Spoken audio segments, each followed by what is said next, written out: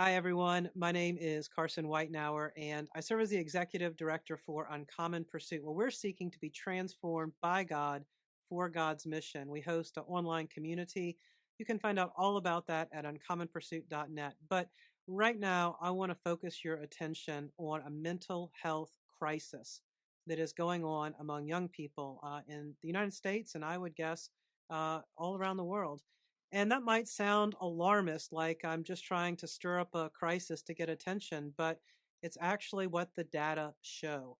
And as the parent of two elementary school age children, I am really grateful for Dr. Josh Packard and the work his team is doing at Springtide because it helps me understand what they're facing and what their peers are facing, and especially what they're going to be experiencing as they move into middle school and high school and beyond.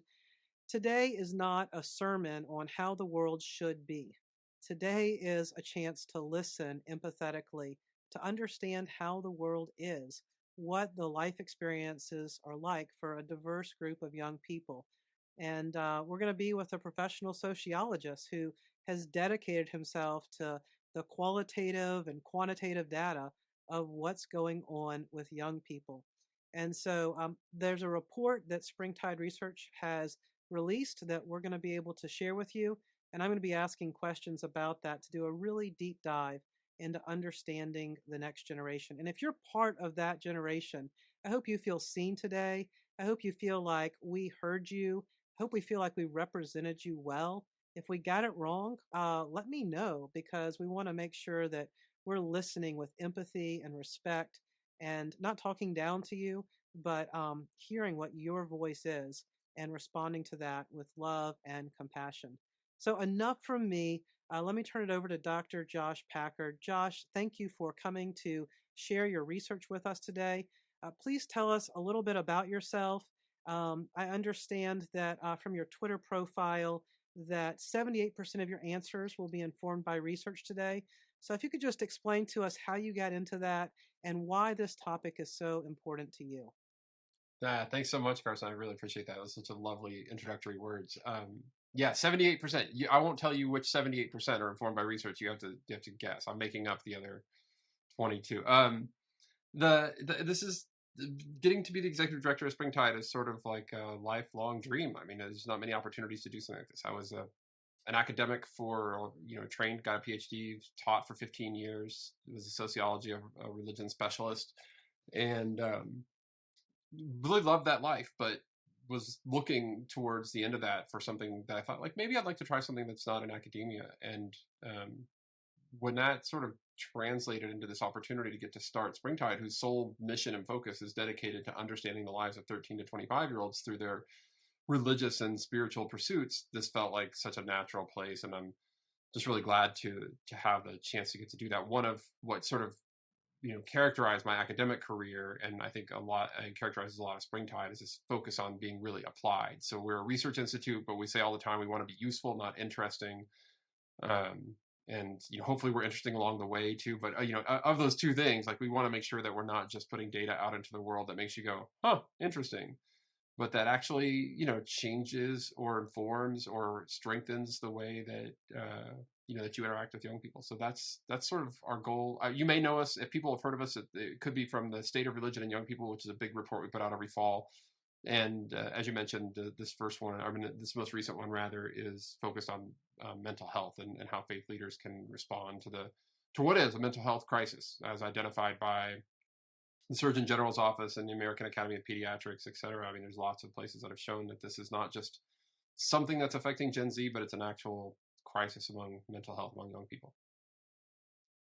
Well, thank you so much for that, Josh. It's incredible that you have taken your academic career and taken it in service to young people, and particularly to help highlight and raise the challenge of mental health. I want to start the conversation by reading what your report says. It says, compelled by the urgent desire to listen and attend to the lives of young people, ages 13 to 25, Springtide Research Institute is committed to understanding the distinct ways new generations experience and express community, identity, and meaning. We exist at the intersection of religious and human experience in the lives of young people, and we're here to listen. Now, what stood out to me about that is you start by compelled by the urgent desire to listen. Mm. And then at the end paragraph, since you're like, and we're here to listen.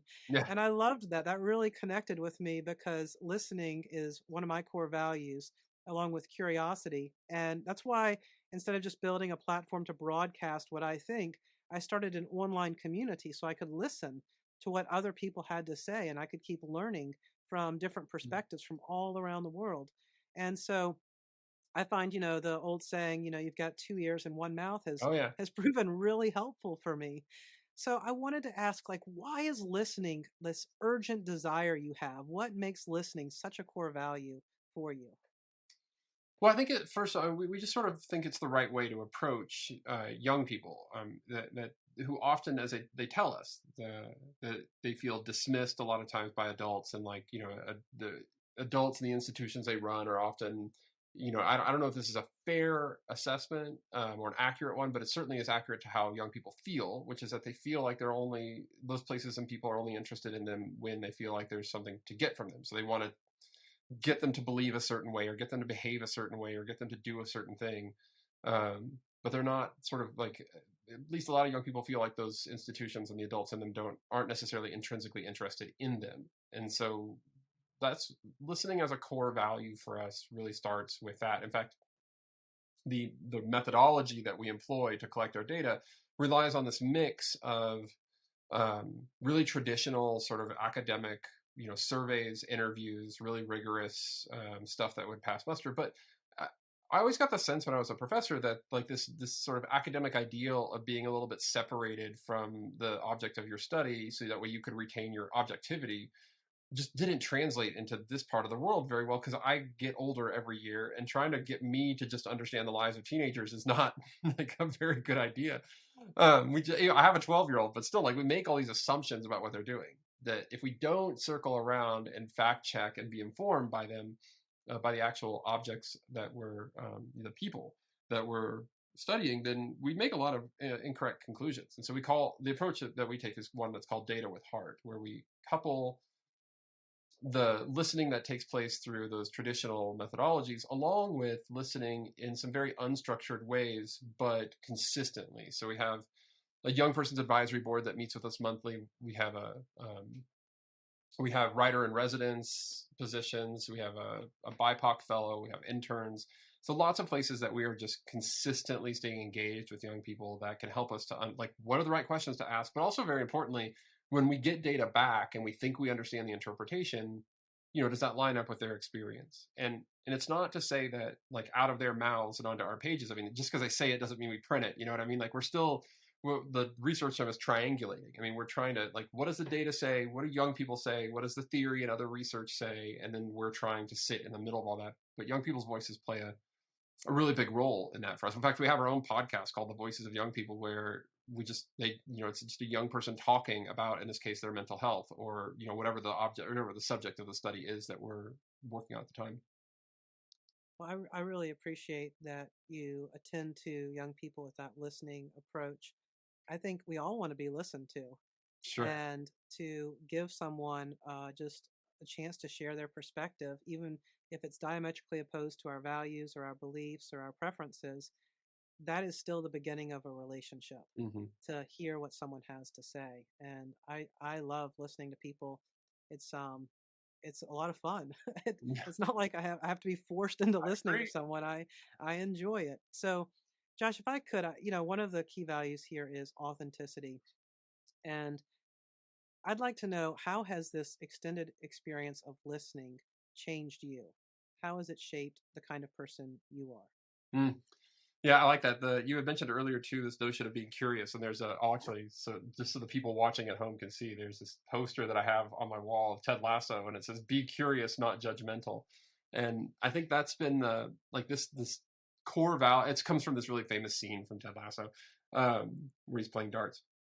And for me, it's not so much been it hasn't like changed my approach that way, but it has like deepened my commitment to that, of like, oh, like being curious about somebody's life is not this weird little quirk that I have because I'm a sociologist. It's like a thing that actually honors and respects the person that's sitting across the table from you. And that means like, I'm not, metaphorical table. with the person that you're in conversation with. And it means for me, like, it's not like listening with an attempt to, like, okay, now I fully understand you so I can change you. It's like I'm just genuinely curious about what's going on in your life, and um and what as one of my friends puts it, he's like, whatever you're into, I'm into, for as long as we're talking. It doesn't mean like I'm gonna go do it later, but like I'm here for you being into something. And to me, it's just one of the most fascinating things about young people in particular, is that they're into a lot of things. And if you've got the interest and desire and empathy to sit there and listen to, they'll talk for 45 minutes or more about Pokemon if you let them. Like, that's where my son is at 12. Um, and then by the time you get to the upper end of our age range at 25, they're talking about all kinds of different things that are more serious than collecting cards and games.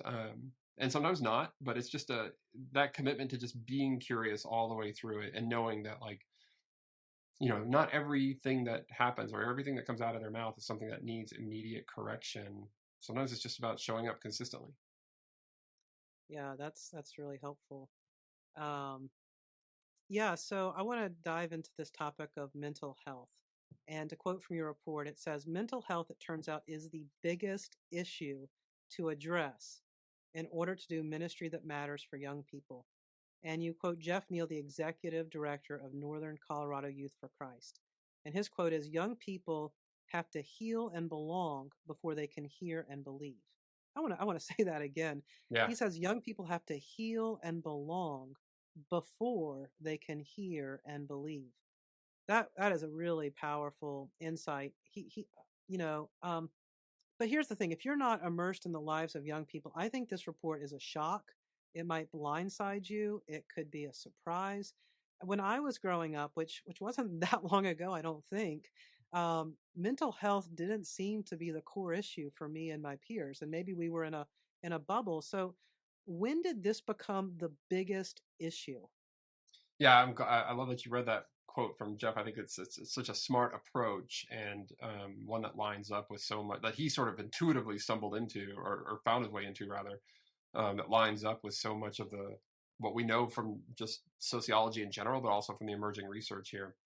Um, there, there's a certain amount of being a teenager that has always meant like teenage angst and anxiety and like uncomfortableness interacting in public, and that's what growing up is like you learn how to do those things. So a lot of us can recall when we were growing up that those things existed, and then you probably had good models, or maybe not so good models, but whatever, you were forced to do it. You sort of you find your way through it.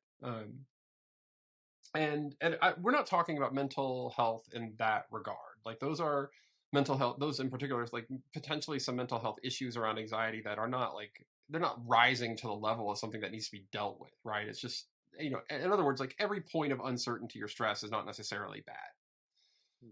But there has what the reason, what psychologists and psychiatrists are seeing first, starting about, I don't know, 8 or so years ago, and what has then picked up through the pandemic and accelerated even more, are these, like, what are actually this rise in not only diagnosable mental health issues for young people, but also, and just as importantly, all these things that are sort of hovering right below the surface, that are not necessarily diagnosable, and you're not necessarily going to go and get a prescription or treatment or counseling for them, but this overall heightened sense of anxiety and fear and concern. Um, those are when you combine those two things together, this is a markedly different generation than the sort of normal stuff that comes along with being an adolescent. And there's a number of reasons for that, but one of them that we talk about as we try to help leaders in this report create mental health friendly organizations is this lack of belonging. I mean, so Gen Z is the loneliest generation that's ever been measured. I don't mean that like compare. I don't mean that just comparing Gen Z as who are largely teenagers at this point to other teenagers throughout time. It is true that way, but it's also true to say that they're the loneliest generation of any age cohort that we've ever measured. And that's super. I mean, when we think about how disconnected they are from these institutions that used to sort of structure all of our lives, um, and how much mistrust there is, it starts to become clear. But I think, to your point, Carson, as you started off this question, like, it's weird for us as adults to think about it that way, because it just wasn't true when we were kids for the most part. And I'm speaking with a very broad brush here, but generally speaking, it was like, well, yeah, like I found a community at school, and if I went to church, like I had a church community too, and maybe I played sports teams or I was involved in some sort of other after school club. And what young people have been telling us is like they still attend and participate in those things in many cases because they have to, but they're not finding a sense of belonging. So that I think is really important for anyone listening to get that we're not just applying some therapeutic language to teenage angst. Your research is finding a real crisis that we need to be attentive to. And I want to get into those numbers. Your report finds that 47% of young people say they are moderately or extremely depressed. 55% of young people say they are moderately or extremely anxious. 57% of young people say they are moderately or extremely stressed. 45% of young people, what you were just talking about, say they are moderately or extremely lonely. Yeah. And 61% of young people agree the adults in my life don't truly know how much I am struggling with my mental health. And so there's a disconnect with peers and with adults and with themselves that is very painful to experience on a day to day basis. And man, when the numbers are that high, Josh, it's affecting everyone. I mean, even if you're Yep. not depressed or lonely or stressed or anxious, your best friend is, and half the people on your sports team are. I Yeah. mean, it's affecting like, Yeah. how people feel and the culture of a team or a classroom or an orchestra or whatever it is you're involved in, a youth group. Um, and to think that most people in that cohort are saying the adults don't get it and they don't know, and I can't even talk about this with them. I mean, it breaks my heart. um what does this sound like? Help us to go beyond these numbers to the experience and the language and the feeling of what this is like in a daily life. Well, that's such a good question, and I'll point out. I'll start by just saying that those are self-report numbers, so these are not clinical diagnoses. I think the actual diagnosis numbers would fall um, shorter of those, but it doesn't change the fact that that is how young people feel about their own feelings. A sort of meta feeling. When you think about how it is that you feel, and you're right. Like so, there has been it's pretty widespread. Even on the clinical side, the numbers are substantially higher than they've ever been. The um, what it functionally means is a couple of things. Like the as you mentioned, 61 or 60+% feel like the adults don't know, and that's because like when numbers are that widespread, young people feel comfortable by and large talking to each other about mental health. Like if the stigma that existed certainly when I was young, and certainly goodness knows when my parents were young, um, just doesn't exist for Gen Z to the same extent. I mean, it's not to say that everybody can say anything they want whenever they want to, but there's just a lot more safety among this generation in talking about mental health in every way. And so by mental health, I don't mean mental illness only. I really mean that like the whole like spectrum of mental health. And so they'll talk about flourishing. I don't know if they'll use that word, but they'll talk about good mental health or positive mental health, and they'll talk about mental illness, etc. When the stigma that they're aware of, it comes into play, not talking to each other, but in trying to talk to the adults in their lives, because they know they'll tell us like they know that the adults in their lives are uncomfortable talking about it, and so they don't even often bring it up. Um, and certainly the adults are just not. I mean, I just wasn't raised in an environment. I don't know about you, Carson, where I was equipped to like.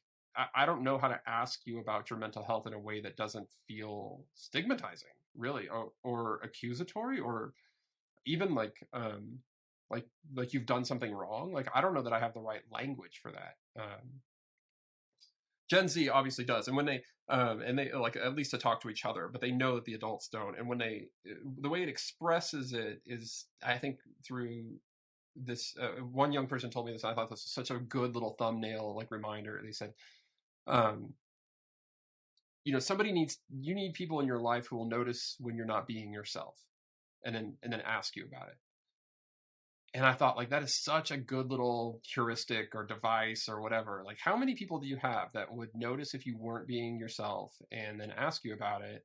And I think that's to put it in a very rough way. That's largely what's missing for young people. So it of course, that means that you have to have somebody who knows who you are if they're going to know who, when you're not being who you are. Um, and that is often, that very first step is often what's missing. But then you also then have to have that second step of, when they notice, they have to have a pathway or a gateway of conversation, a pipeline already open, of conversation with you. So it's not like you can't just like drop into somebody's life and be like, you don't seem to be yourself. What's wrong with your mental health? Like, that's probably not the right way to start. You know what I mean? Yeah, no, that would probably make my mental health worse if anyone did that to me, and I'm doing okay today. Yeah. So, what was it about what I was wearing that made someone ask me Right. that out of the blue, you know? So for sure, for sure. Yeah. Okay. So your data, it seems to me, was collected largely during the pandemic. And I'm wondering if that kind of messed it up a little bit. Like it was way worse because they're in lockdown. So, of course, Yeah. they're lonely. And do you have any sense from your check ins and your groups that things are starting to recover and get better? Or is it getting worse? And it's a deepening crisis. I mean, what way are things going now that lockdowns are predominantly over? Yeah. So the data for the mental health report started um, sort of late last year in terms of its collection and wrapped up in the spring of this year. So most students had some version of a normal school year last year. Although, as you mentioned, like a lot of us were still going back home for various periods of time. A lot of our sample goes all the way up to 25-year-olds, so they're not typically in school at the upper end of that, but they're working, and a lot of them are working from home for the first time. I mean, that was really disorienting and disconnecting, by the way, to spend the last year or two of college in many cases in this hybrid online space when you were supposed to be trending towards sort of like the peak, what is for a lot of young people like the peak of their social lives, and then into the workforce, which is also exciting in its own way, to having just all of that be remote and at home and disconnected. You're right that there's sort of a deepening and an accelerating of this trend that took place during that period of time.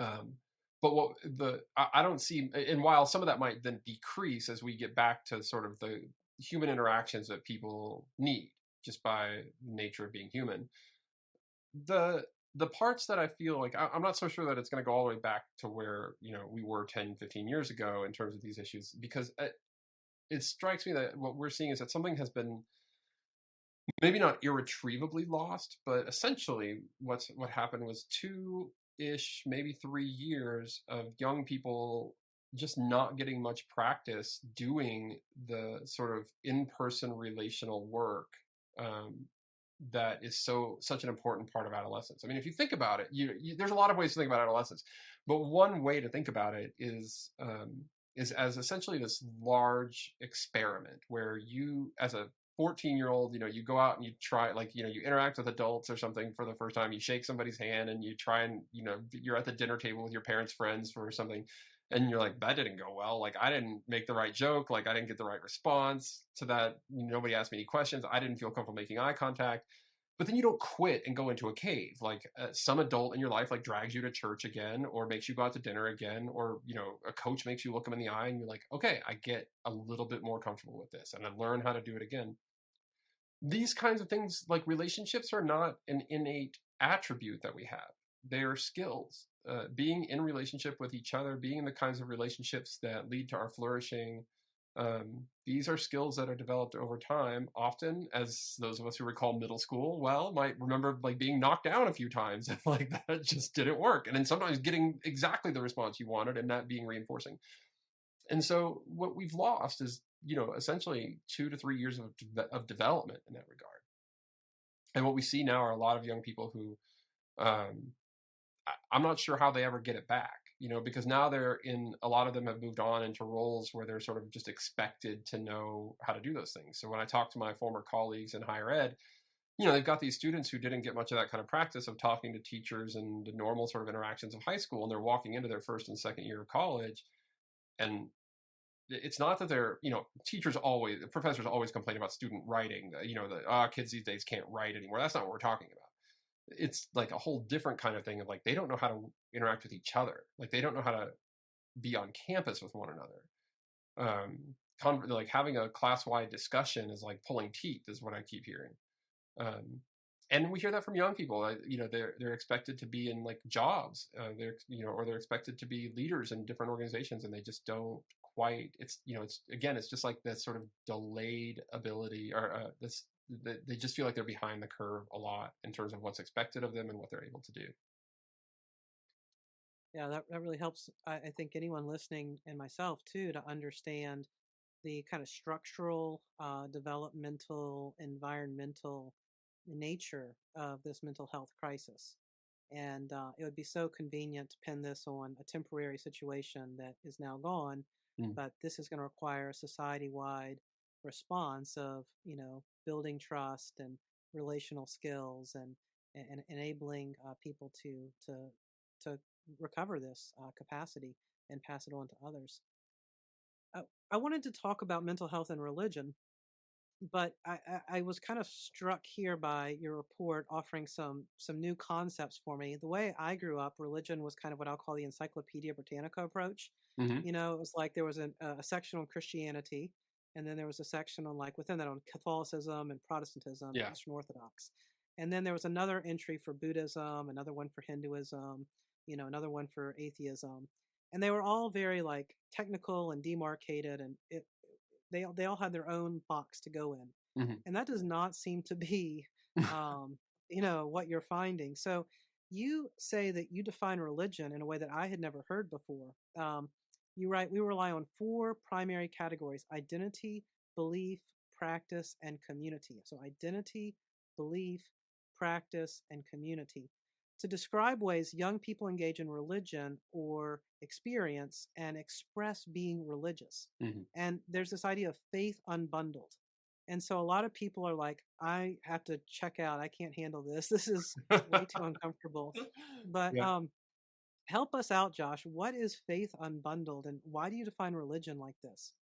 Well, the definition that's more of a sociological definition. I mean, when we break out religion into its components, it's essentially that identity piece. So who am I, and then what do I believe, and then what do I do about that, and then finally who am I with, right? Like that's if we can answer those four questions, then we essentially know what the sort of like package of your religiosity is. And what's interesting about Gen Z is that those answers, whereas before maybe 30, 40 years ago, for most people, it would have been like, they would have answered all four of those questions by saying like, I'm Catholic. And that would have given you the answer to what they believe, to how they think about themselves, to what they do, and to who they're with when they do it. That is just not the case for Gen Z. And like we just kept hearing that those four things operated independently from one another. And that they were sometimes in conjunction but not always, and some in various components. And so last year for the state of religion and young people, we devoted which we called navigating uncertainty. That's where we really unpack this concept of faith unbundled, and what it means is that they're sort of decoupling these four things from a single source. So in each of those cases they are looking to sort of widen out the lens so that it's because what they're not comfortable with is just one institution or person telling them, you're Catholic, so when you check the box, it means that you have to sign on to all this other stuff too, including who you are and who you're with and what you do and how you believe. Or if you're Buddhist, it says, you got to go down the line and check those same things. Like they're not really thinking about religion that way, or certainly they're not their own faith. They might be thinking about institutional religion that way and rejecting it largely, but they're not thinking about their own faith and spirituality that way. And they're much more. You talked about it like the encyclopedia approach. One of the ways I've described it too is it's like ordering off of a menu. Like you don't get to. There's no substitutions here. Like, but you get to pick the different. But you're aware that there are different options for you to choose from. And the way that Gen Z seems to be approaching it is more like a dinner party. Where people come with their own dishes. You don't necessarily get to choose what they are, but they're going to tell you a story about it and why they made this, and you're going to get to try it a little bit and see how it is, and what the impact might be for your life, etc. I mean, they're much more interested in this sort of connection, religion as a way to get to know people, to deepen relationships, to help, and then potentially, of course, to help guide their own lives. But they're just not as like a one size fits all package. They may evolve to that point, but I think the lesson from that for religious leaders is that the more you try to offer, here is the one thing, and you have to believe all this right now, go. Like you're sort of moving backwards as opposed to being in this sort of conversational approach around these elements. Yeah, I really like the dinner party metaphor. I guess kind of another image playing off of that that comes to mind is, going to a restaurant, and every restaurant is a different religion, or a group of friends meeting in the food court at the mall. And, you go and you get your soft drink over here, and you get your main over here, and you get your dessert over here. And everyone pieces together, what they wanted from all the different offerings in the food court and sits down and hangs out together. And that feels more of like what religion is today, if I'm hearing you.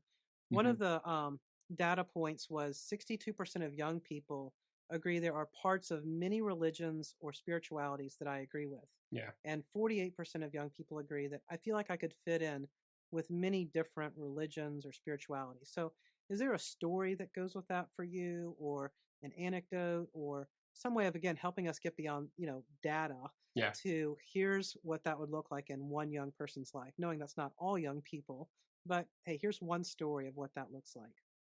Yeah, because these are like eye opening maybe numbers, and a little bit potentially concerning for some people. Uh, and like trying to put how do you put a faces like, and what is this, how does this walk and talk and look in the world? And this is Zaina is was one of our advisory young people advisory board members last year, and so we sat down and recorded an interview. And have this clip that I use in my talks a lot from her. um, and she's describing this very scenario where she's like, where it's interesting to hear from different people, and you can mix and match, and she's talking essentially about combining elements from 1,000-year-old traditions. And I'm like, the religious scholar in me who also interacts with a lot of rabbis and imams and pastors, and like, I take their faiths very seriously, and of course they do too, and like deep commitments and all this. I'm like, you can't do this. Like, you cannot just pick up like a piece of this and put it over here and like mix and match.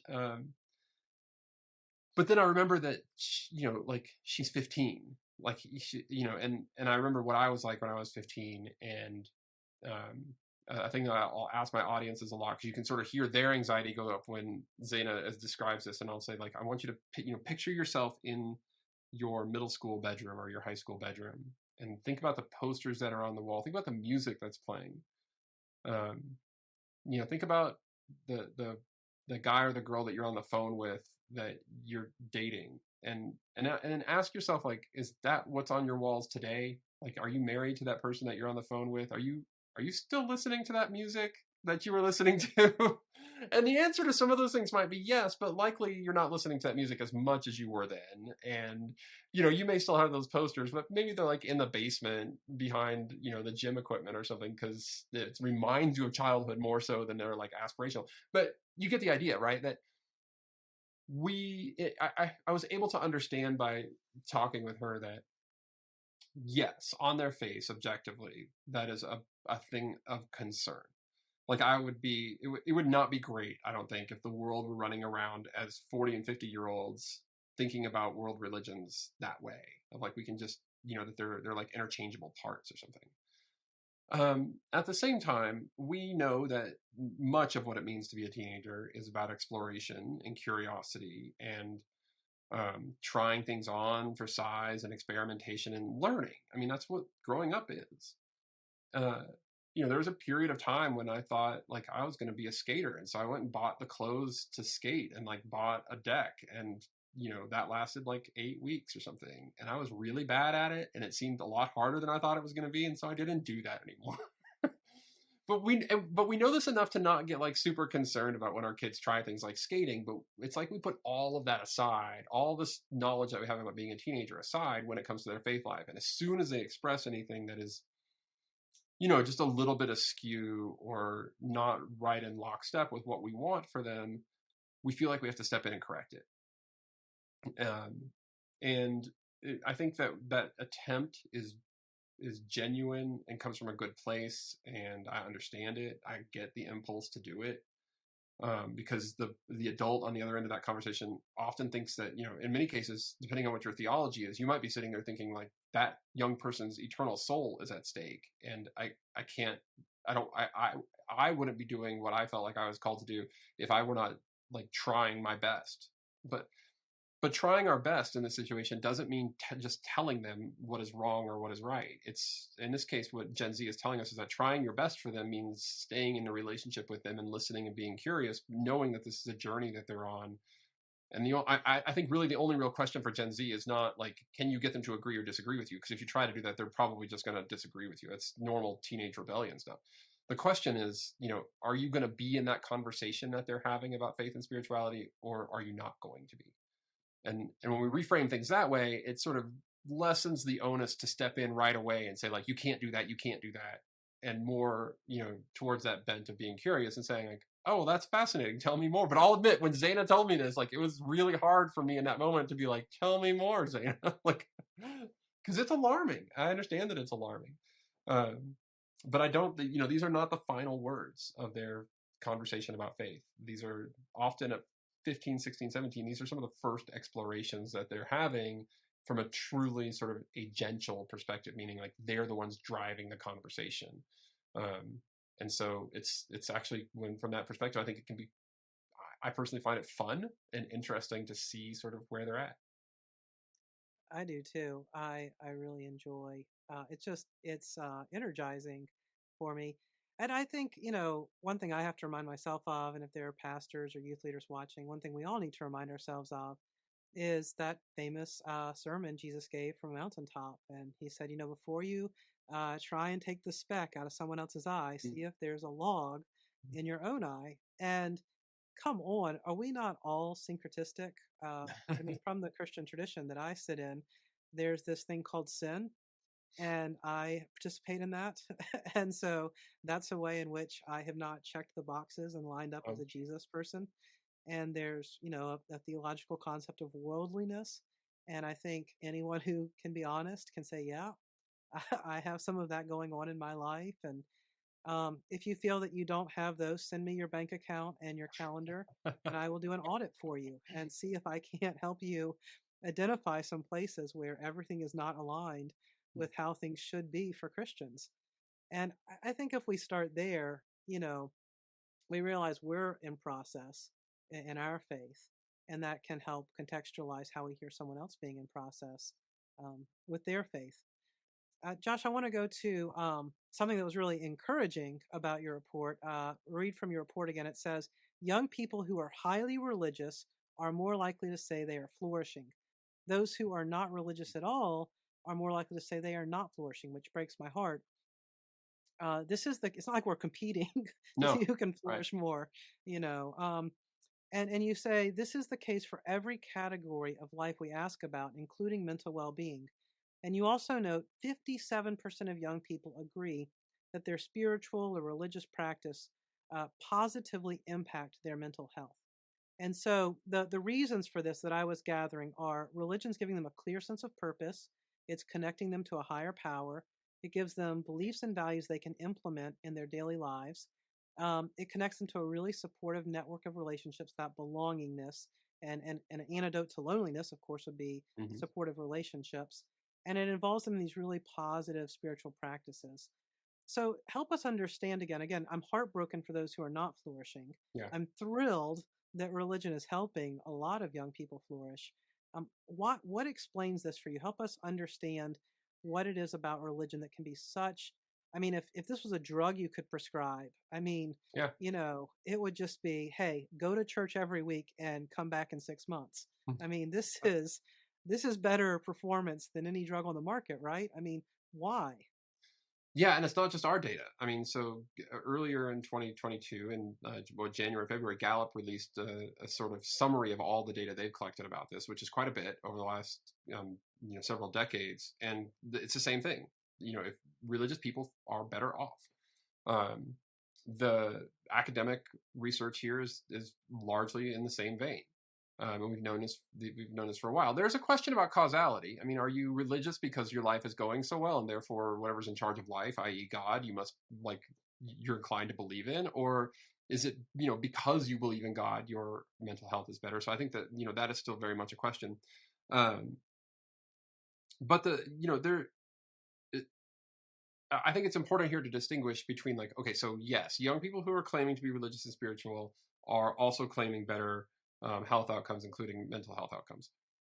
but let's not automatically jump to the conclusion that just because they say they're religious or spiritual, that it looks like the religion or spirituality that we might be used to. So in other words, it doesn't necessarily mean going to church every Sunday. In fact, it probably doesn't. Over half of young people, go to church once a year or less. And it's something like 60 some percent go once a year or less. Religion and spirituality mean a lot of different things for young people. I mean, a lot of different things. But there is that definite connection that, as you mentioned, often comes at its best. It comes with a community. At its best, it comes with like sort of it demystifies the uncertainty that characterizes adolescent life for the most, to such a large extent, and it gives you a prescription for like this is how you're supposed to live, which can be very comforting. And it connects you to something bigger than yourself, and so that a setback for you isn't like the end of the world. It's just temporary. Like it allows you to be more resilient because if you're coming at it from that approach, you can reframe that setback as like, oh, it's okay. Like there's there's potentially millions or hundreds of millions of people who are engaged in this same project, and there's a big plan in place for my life, and there's something, this isn't just about a math test for me, that there's like a higher calling. And so, it allows you some pathway or avenue to keep some perspective. And so for a variety of reasons, I think young people are finding, a little bit of solace and a little bit of resiliency and some community in their religious and spiritual practices. I think that really helps. Thank you. So I do want to go into that part of it. Your research shows that only about 1/3 of young people are present at religious services more than 3 times per year. Yeah. In other words, nearly 2/3 are wholly or largely absent from religious services. And it may just be me, but I find it really hard to notice what's not there. Right. It's hard to see what's invisible. But, this report helps us see that. And so I wanted to ask from a young person's perspective, not from the pastor's perspective, from the young person's perspective, what does effective outreach from a church look like? Well, it probably, I mean, almost certainly looks like not being connected to the church building or place. I mean, this is a hard thing to swallow because a lot of churches have spent, this congregational model of ministry has dominated much of the last 75 years or so, which is like, can we build up ideally as big of a space as possible to host as much of your life as possible inside of these walls? I mean, it's almost this cathedral model. And that made a whole lot of sense. This is not me saying that was a bad idea. I think that worked. And one of the things we talk about a lot is trying to help religious leaders understand the difference between what is a high trust tool and a low trust tool. In a world that trusts institutions, centering everything around your building or the charismatic person or the person with the title or the degree, like that makes a lot of sense. Those are high trust environment tools. But the data are pretty clear that institutional trust has been eroding for about 50 years. Young people, they have very little trust for social institutions. Their parents have very little trust for social institutions. So trying to leverage those high trust tools in a low trust environment, it's not that they're ineffective, they're just not very effective. And so when you talk to youth ministers, a lot of times what I'll hear is like, it's not that what I'm doing isn't working at all. Like some young people are still showing up and I have important relationships with them, but it just feels like I'm working harder and harder to get less results than I did 15 or 20 years ago. And I think that's why. I mean, we're seeing that these, again, because it's not that trust is gone for social institutions. It's just significantly diminished. Even so for young people, for example, when we ask them to rank on a scale of 1 to 10 how much they trust various social institutions, like nothing really gets much above a 5. I think nonprofits come out with like a 5.2. And this mirrors the data for U.S. adults that Gallup and Pew and the General Social Survey and others have been tracking, as far back as the 1960s.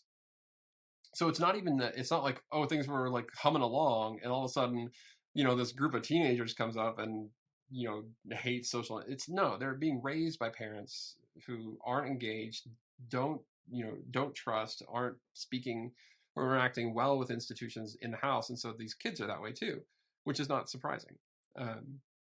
So when we're thinking about like what does effective engagement looks like, well, I think it looks a lot more like going to where young people are. And in a lot of cases, that means, where are young people? Well, they're online, but mostly, physically, like there's that question. But then there's this other metaphorical question of where are they at? And where they're at is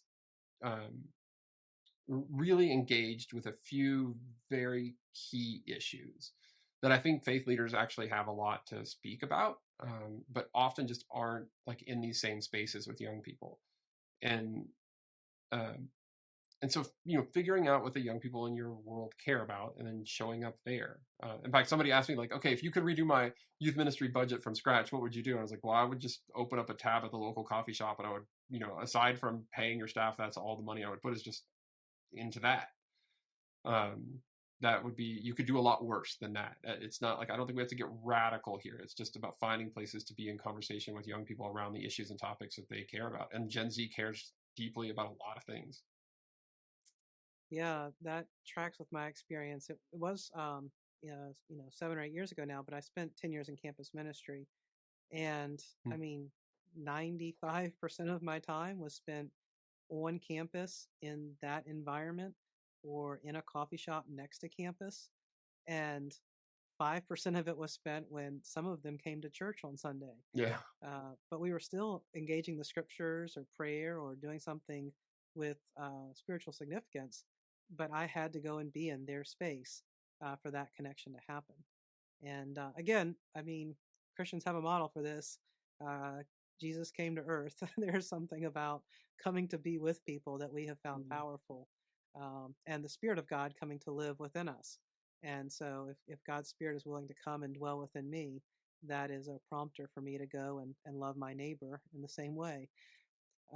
So, connection is huge. And I found this a really helpful tool in your report, the belongingness process. So your report writes, as a young person moves from initially joining an organization or group to experiencing real belonging within it, three distinct feelings surface: feeling noticed, feeling named, and feeling known. And you refer to that process of going from noticed to named to known as the belongingness process. So how does a church implement this tool and make this part of their culture and their way of being with people?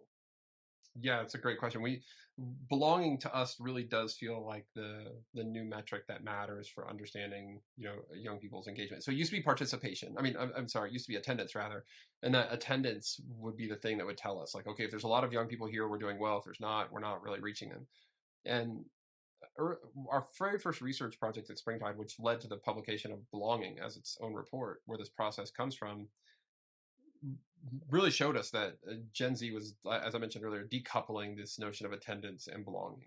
Um, that just because they were showing up somewhere, we couldn't make the assumption that they felt like they really belonged there or that they were even wanted there. And that felt eye-opening to us. That was news to me. That is not the way I experienced life growing up. It is not the way any of our staff had. And so as we dug into this more, we realized that there were a number of reasons why young people would feel like they had to show up in a particular space. But that being noticed and then named and then known in this three-step process was really the key. So I mean, uh, uh, this you can't, like, the step one of just noticing young people, and they'll tell you, like, when you get them in their honest moments, they'll say, like, we just feel invisible. And I was like, well, tell me what does invisible look like? Because I don't, as you know, as you mentioned, like, I don't notice invisibility, right? Like, it's a hard thing to train yourself to see, and you can. I think for instance, a lot of the diversity, equity, and inclusion work that's being done right now is helping a lot of people to notice what's invisible to them, and that's really great. But the in this case, the young person was just like, well, like yesterday, you asked me how I was doing, and I said fine, and you said, oh, great, and then that was the end of it. Like, that is me not being noticed. And I was like, well, what do you mean? Like, I asked you a question. I not only asked you a question, I asked you how you were doing. And they're like, well, it's the assumption that I have that you don't care, or that you don't, like, really care about the answer to that question. So I'm trying to end the interaction as quickly as possible, essentially. Um, and that there were, had there been a follow-up question, had you asked again, or had we been in this conversation, which we were in at the moment, she said it would have been much different. But I just don't walk around assuming that adults care about me, like that I'm sort of like in their way, that I'm, that or I'm a means to an end if their job is to interact with me in some way. But I don't feel like they're genuinely interested in me. It's not like I don't think they're bad people. Like, I just don't think that they genuinely care. So that, even just noticing somebody as a first step, calling them out, like acknowledging their presence, like that can have a big impact. Um, And moving into the named part is big. I mean, it's the next step, right? So not only are you acknowledging somebody's presence inside of the space that you occupy, or you could even, as I mentioned, acknowledge when they're not there, but then in a very real and also a deeper metaphorical way, the naming. So did you take the time to get to know somebody's name? Do they feel essentially like, do they feel like they're accounted for? So when I was on faculty here at my most recent job, I think we did a really good job, and of this culture that I walked into and tried to maintain when I was there, which was that even though we were a faculty of 10 and had hundreds of majors, and an additional significant number of minors and all the classes and graduate program and all this stuff, right? We still talked about individual students in our faculty meeting by name. And it wasn't because we were trying to like say their name out loud in some sort of ceremonial way. I mean, we were genuinely dug into their lives enough that it was relevant to talk about some individual students in our faculty meeting each week. And when students found that out, they were like dumbstruck. I mean, because they were like, I would assume that we were anonymous in a department this big until like maybe your senior. I was like, oh no, like we were talking literally about you and about like your switch from being a minor to a major or whatever the normal student concerns are. But they do not assume that that is happening. So that level of naming them, like calling them by name, which they don't assume that you know their name, or their nickname or whatever it is that they want to go by, but then in this deeper way of like really naming them, that they are talked about, that they are understood as individual like human beings, is critical in finding ways to communicate that back. So in a church setting, I think that this can look like a lot of different things, but inviting them into participation, being co-creators in spaces, giving over real resources to young people that they can make decisions with and you can support. Those are some of those key ways, and this all leads to this final stage of really being known. And the way I like to think about being known is that this organization, this group, this entity wouldn't be the same if you weren't here. That we would fundamentally be doing something different. And does the young person know that? So in a social group, that can be as simple as like, we'll wait a half an hour to go to dinner in that movie because we know so and so's shift doesn't end until 6:30, and so we're not going to go to the movie, to dinner in the movie until 7. Like that's a very simple way that somebody's being taken into account. We would fundamentally do something different if you weren't here. All the way up to, the place that we're going to pick, to go. We're going to do a mission trip this summer. The way we're going to do it is because we know so and so, has a, we know this young person has a sibling with a developmental disability, and so we're going to go and support this place in honor of them and their brother, and see if that's something that they'd be interested in, and really make, again, like, wouldn't be doing the same things if it weren't for that young person. So we can't get there overnight. Like, you're not going to go from notice to known in a couple of weeks. I mean, these are deep, long term, and it will not always be linear. I mean, you might end up like because you may not see them as often, but we can begin to like actually track these things. We can train volunteers to do this. We can train a staff to support these things so that we're sort of advancing over time on these fronts. And it's, as you heard from that quote from Jeff at the beginning, like it's the healing and belonging. And, then if you do that right, you get a chance to do the believing stuff that you are probably most, I mean, it's not that you don't care about the healing and belonging, but it's that you get this avenue, this access to influencing their beliefs. And but if we try to skip the belonging piece and just go straight to believing, it doesn't work that well. Yeah. And again, all of this comes down to that second greatest commandment, love your neighbor. And so this whole interview for me is a chance to better understand who my neighbor is and what it looks like to love that neighbor. I mean, this isn't like, graduate level Christianity. This is, Christianity 101 is just understanding who my neighbor is and figuring out how I can love that person because they're made in God's image and Christ died for them and they matter to God, so they matter to us.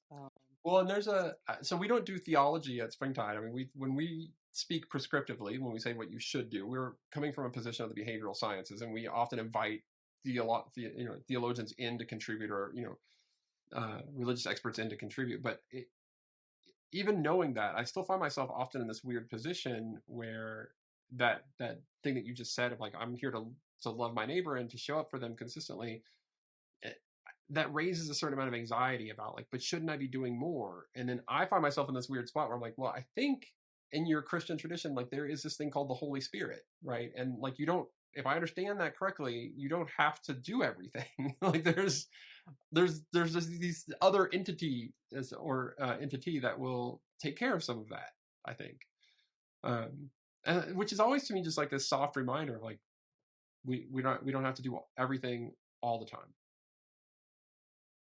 Yeah, no, that's helpful. And I understand that, y'all are coming from a research perspective and just in dialogue with my perspective. And I really appreciate that. So I've got two more questions, and I want to give you the final word. The next question is how religion can often hurt more than help. And already I think I want to take some responsibility for the hurt that's caused from neglect, and the sense that, because you haven't shown up in our spaces, we get the sense that you don't Mm. care about us. And I think that's a kind of hurt. But your report notes repeatedly in interviews, young people make it clear that religion feels toxic Mm.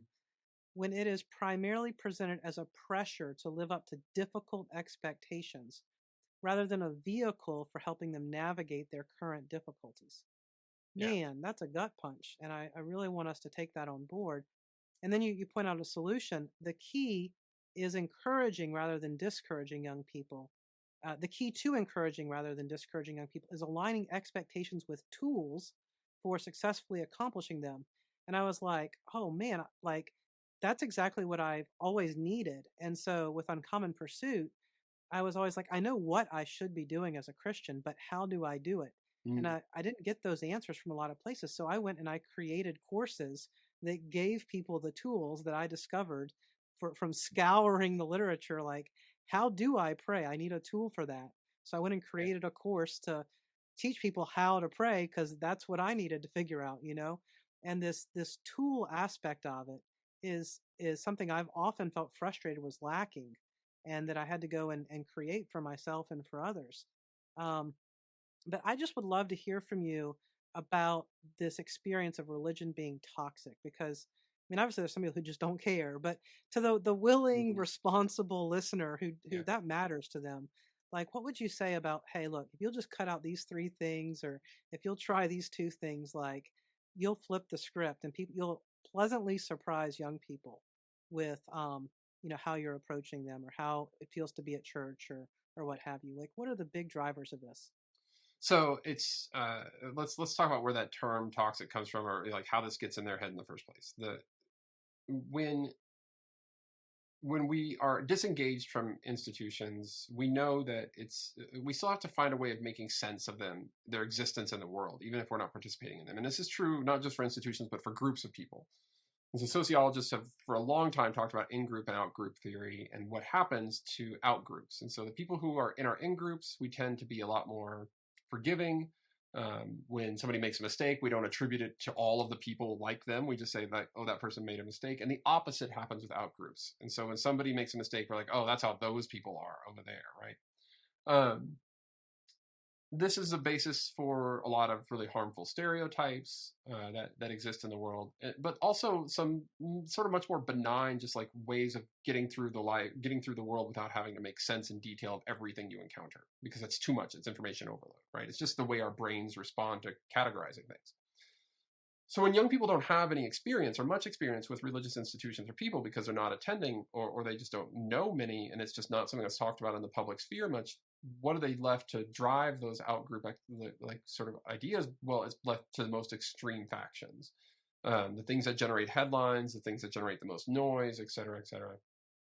And so as we showed last year, they run like young people are by and large running around the world telling themselves a story about religious people that goes something like this: they don't care about what I care about. So when we asked them, how much do you care about this issue, and we gave them a whole list of issues from gun reform to immigration to LGBTQ plus to everything you can think of, right? And then we asked them, how much do you think religious people care about these things? Not whether they agree, how much do you think they care? There was a 20-point gap on every single one of those. And so it, it's not objectively true, but there's a saying in my field: that which people perceive as real is real in its consequences. And so that is the impression that a lot of young people have, again, because it's not objectively true. Lots of religious people care deeply about those things. They're just thinking, and being driven in many cases by this this relative minority in some cases, but very loud and sometimes not always behaving very well, that they see on social media or in headlines, etc. So I think that's a big part of it. But so they're not walking in with the when we talk about toxic, like they're not inclined to give religious institutions the benefit of the doubt in many cases, because what they've seen so much are these extremes. Now, the question of aligning tools to expectations then becomes really tricky, because if the benefit of the doubt doesn't exist, then it's not that we can't really change our expectations in religious areas. I mean, those need to remain intact, or else you're not really who you say you are. But tools are bound to the time, and tools can change. And when we ask young people this year, what has helped you discover your sense of purpose in life the most, the things at the very bottom of the list were things like learning more about God, having, hearing religious teachings, like all the institutionally religious things were at the very bottom. The number one thing, the thing at the top of that list, was being able to ask questions. And so that is a tool, right? That is a tool for discovering purpose. But not much of what we do in the church in many places is like sort of centered around asking questions. So if you've got this misalignment where it's like young people need to be able to ask questions, but your expectation is that they'll believe unquestioningly, that's incongruent, right? Like that's not going to work. And you may say, which is entirely valid, you may say, well, that's our faith. Our faith is blind acceptance. Okay. But if you're going to do that, you have to understand the very reality. I think that you're sort of setting yourself up for. And Carson, you started this in the introduction by saying there's a difference between the world as it should be, and there's a different in the world as it is. And I say that I use that same to open up a lot of talks, which is like, I'm going to tell you how we see the world from the data that we're getting. And your job is to work really hard for the world the way you want it to be. And I suspect that those two things do not match up. Like you are not, like the way the world is probably isn't perfectly the way you want it to be. And so there's probably some work to be done. But I think it's a really good example of like, we know what the tool is. We know what the tool is to help young people discover a sense of purpose, to help them, their mental health flourish, and to reduce the toxicity. Well, it's being more open to questions and exploration. And they've told us. And and they even tell us how. In some cases, they talk about the arts, and they talk about cooking, and they talk about nature. But how much, like a lot of times where religious institutions ignore the climate crisis that young people care about so deeply. The arts are not a thing that are, particularly embraced except through a very narrow lens, right? And cooking together, especially if you come from like a white suburban culture like I did, like that's not a thing. We go to fast food together. We don't cook together. And so, we see in the data, I think, a pretty clear pathway forward if we're willing to do it.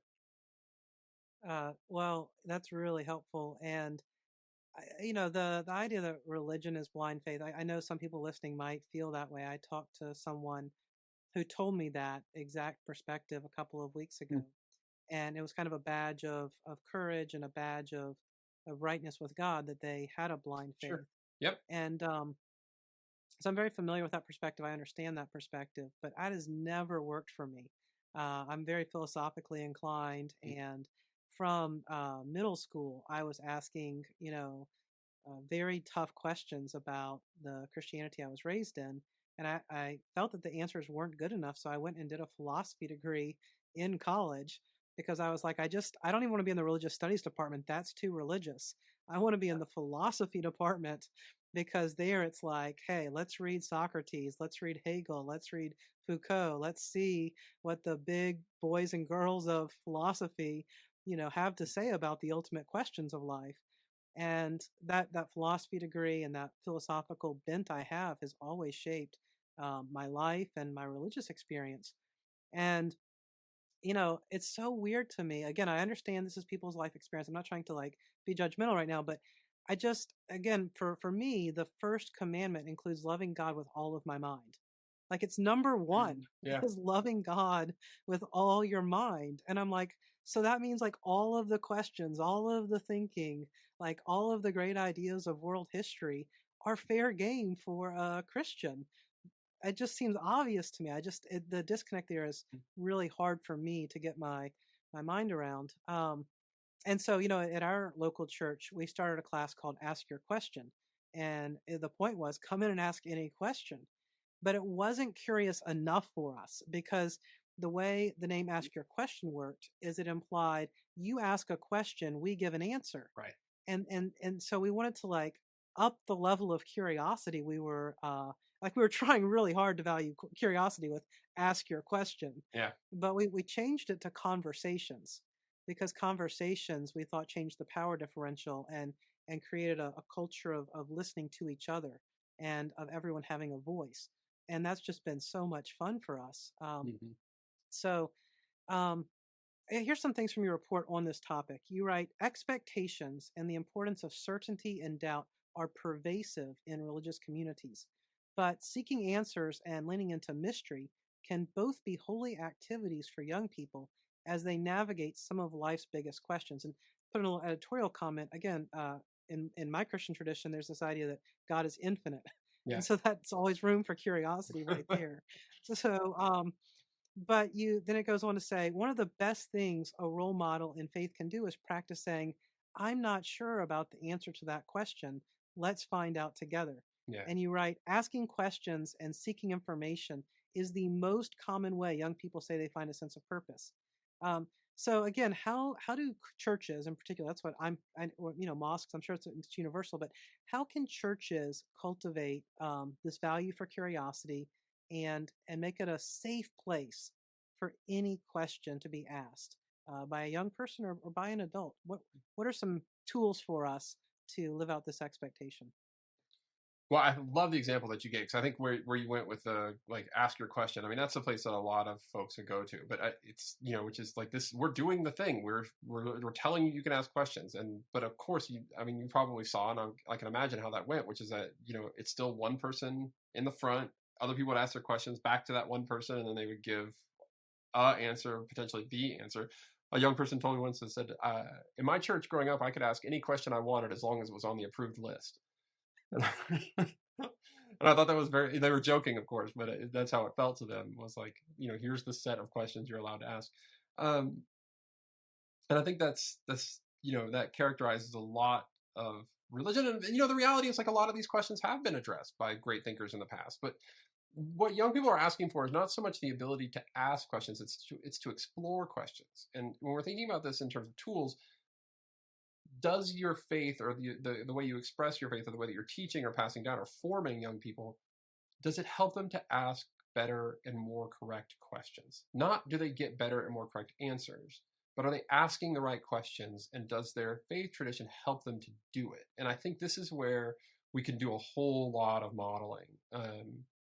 Find something that's new and then go back to your sacred texts or to your holy teachers, etc., and find out like, okay, in this new space, how would I be encouraged to explore it or to ask questions about it based on what I've learned from these other things, and invite young people into that sort of project with you. And I'll just give you one concrete example from our own experience, and you could probably come up with 1,000 on your own. The state of religion and young people for next year, we're exploring sacred spaces and places. So in a post-COVID, non-institutional world, what, if anything, do young people consider to be sacred space, and sort of like how does it happen, who's with them, what are the conditions, etc. And so as part of this, a piece of the study necessarily has to be what happens online. And then a smaller piece of that is this question that we get really curious about, which is like, well, what about virtual reality? Like, what happens when you put on you're in the metaverse with your avatar? Can that be religion? And like, can you take communion? Can your avatar take communion? Is that the same thing as you taking communion? Does the same thing happen to you or to your like, what's going on there?